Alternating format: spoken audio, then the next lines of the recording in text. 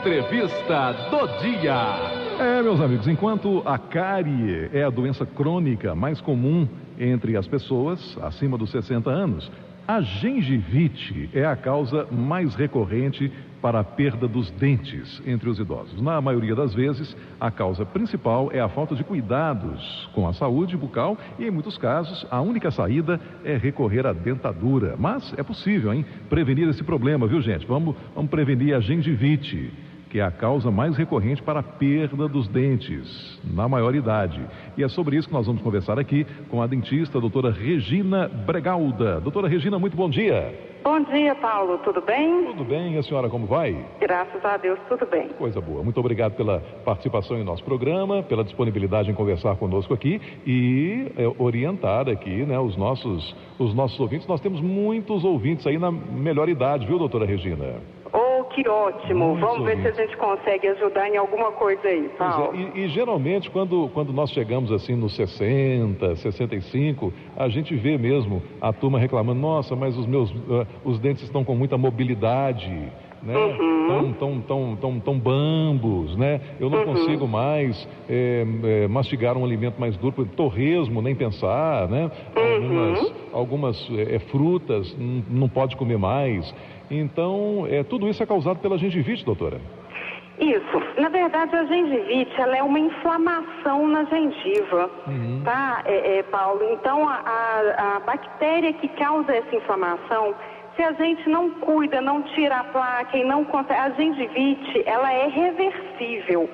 Quando a gente chega no ponto daquela gengiva sangrante, aquela gengiva vermelha, a gente ainda consegue reverter esse quadro, tá? Só que essa inflamação na gengiva, ela pode evoluir para a inflamação no osso. Sim. E aí esse osso vai sendo comido por essa inflamação. O que é muito danoso, né, doutora Regina? Porque se precisar fazer, por exemplo, um implante, né? É esse osso que tem que estar bom, né? Para receber ali o pino do implante, né? Exatamente, porque se a bactéria, se essa inflamação ataca o osso, que tem combate, né? O organismo tem células de combate a essa inflamação. Imagina o coitadinho do implante que não tem célula nenhuma para combater. É verdade. Tá? Então, sim, esse osso ele tem que ser bem cuidado, tanto para que o dente seja mantido, ou mesmo pensando numa posterior reabilitação com implantes ou com qualquer outro tipo de prótese, né? A gente precisa do osso aí para sustentar. E é o que a gente mais vê, relatos assim de pessoas aí de 65, 70 anos, nessa faixa que vai entre os 60 e 70, né? Quando os dentes assim apresentam muita mobilidade e realmente o dente fica bambo, né? Os processos de gengivite, eles estão tão já avançados que o dente fica bambo mesmo, né, doutora? Isso. Essa gengivite que evolui para chegar no osso, que aí a gente chama de periodontite, tá? Ela é uma bactéria que existe na boca. Então, ela é normal aí, e com a falta de hábito de escovação, ou às vezes é uma doença periodontal, que é essa doença que inflama o osso e faz o dente ficar bambo. Ela é uma doença crônica, tá? É igual o diabetes. O diabetes, uma vez que a gente tem o diabetes, a gente tem que cuidar o resto da vida para que a gente não sofra as consequências dele. É verdade. Essa doença da gengiva, ela é uma doença crônica. Tem que cuidar dela o resto da vida. Não é fazer uma vez, não é ir ao dentista uma vez, fazer uma limpeza e uma raspagem e esquecer disso, que não adianta nada. Então, é uma doença crônica que ela volta se não for bem cuidada. Sim. Então quer dizer que eu estou entendendo aqui, doutora Regina Bregalda, que é o seguinte: a gengivite, ela pode ser uma doença do idoso, né? Aliás, em grande número é uma doença do idoso. Isso mesmo. Mas que ela pode ser também uma doença do jovem, se ele não tiver os cuidados. Pode sim. Tem alguns tipos de doença periodontal voltadas somente para o jovem, tá? Que são estudadas porque não é o normal, né? O normal é realmente as pessoas acima de uma certa idade, acima dos 60, 50 anos, terem uma disponibilidade maior para ter essa doença. Mas isso vai acometer o jovem também. Doutora, creme dental, um bom creme dental, o fio dental e a escova dental são os três, assim, defensores, né, contra a gengivite? Sempre, sempre, sempre. Escova, fio dental e pasta de dente, tá? Com flúor. São o principal. Não deixar placa aderida, não deixar tártaro aderido no dente. É a principal forma de combater a gengivite. Muito bem. Em quais casos é necessário, por exemplo, usar a dentadura, doutora? Ou hoje, nem mais a dentadura, porque hoje nós já temos um recurso aí de implante total, né? Isso. É uma dentadura implantada, digamos assim? Quando essa doença periodontal, ela já ficou generalizada e já atingiu os dentes já estão com uma mobilidade que fica insustentável, às vezes, inclusive a mastigação, aí a gente tem que optar por retirar esses dentes e por uma substituição desses dentes.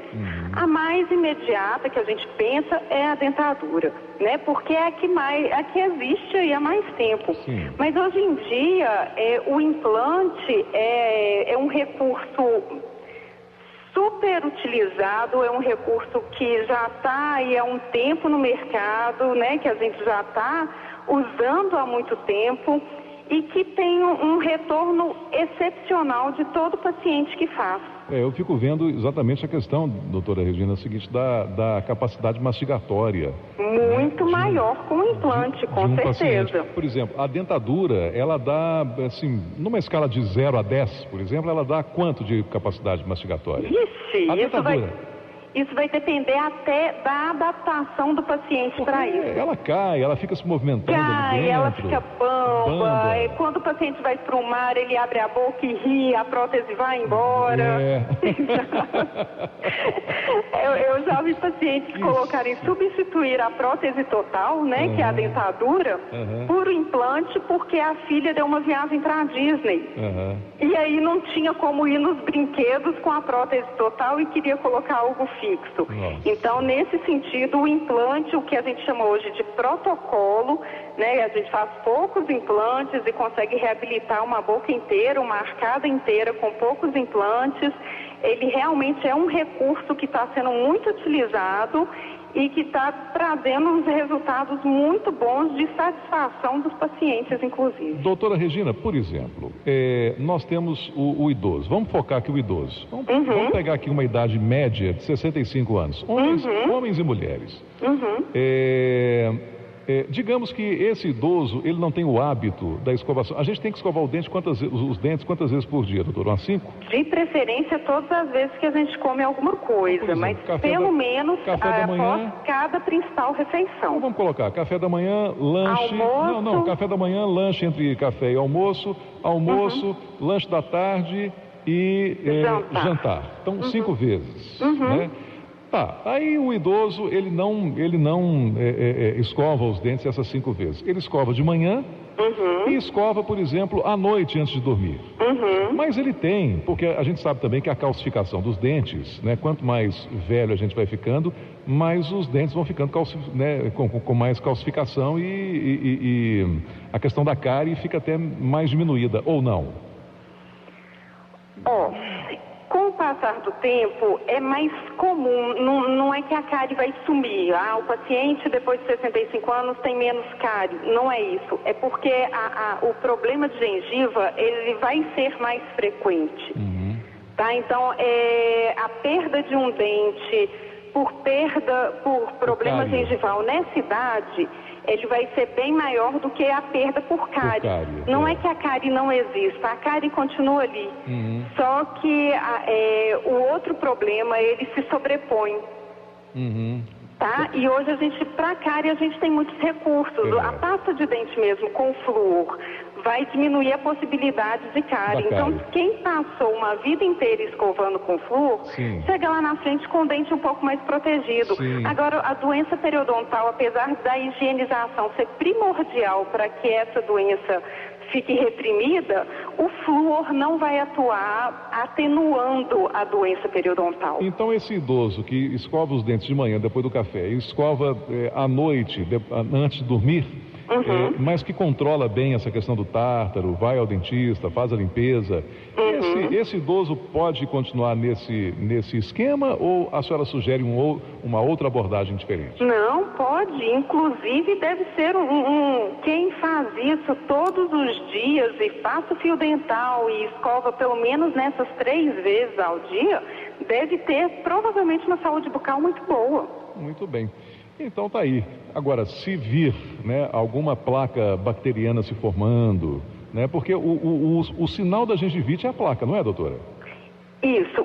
Na verdade, o principal sinal da gengivite é o sangramento. Sangramento na gengiva. Isso, porque às vezes a placa fica até do lado de dentro da gengiva, a gente não consegue ver um tártaro, mas a gengiva ela fica muito sensível, qualquer coisinha ela sangra. Fica muito vermelha, né? Mais vermelha ainda, né? Exatamente. Ela deixa essa coloração rosinha e fica vermelha, ela fica brilhante. Né? A nossa gengiva, ela não tem um aspecto brilhante, ela tem um aspecto que a gente chama de casca de laranja, cheia de furinhos. Então, quando ela está inflamada, ela fica brilhante, fica lisa. Brilhante, avermelhada. Perfeito. Olha, nós conversamos aqui com a doutora Regina Bregalda, doutora Regina, que é dentista, né? E nós falamos aqui sobre a gengivite na terceira idade. Doutora Regina, muito obrigado pela participação. Quem quiser um contato com a senhora disponibiliza um telefone aí da sua clínica, seu consultório? Com certeza. O telefone aqui é 3653-6579. Fica em que região da cidade, doutora? A gente está aqui na Afonso Pena, quase esquina com contorno. Afonso Pena 3111, praticamente em frente ao Corpo de Bombeiros. Bem central, bem central. É, facinho de chegar. Doutora Regina, muito obrigado pela entrevista e pelas orientações. Um bom dia para a senhora. Obrigada a você, Paulo. Bom dia. 11h35 aqui na Globo. Entrevista do dia.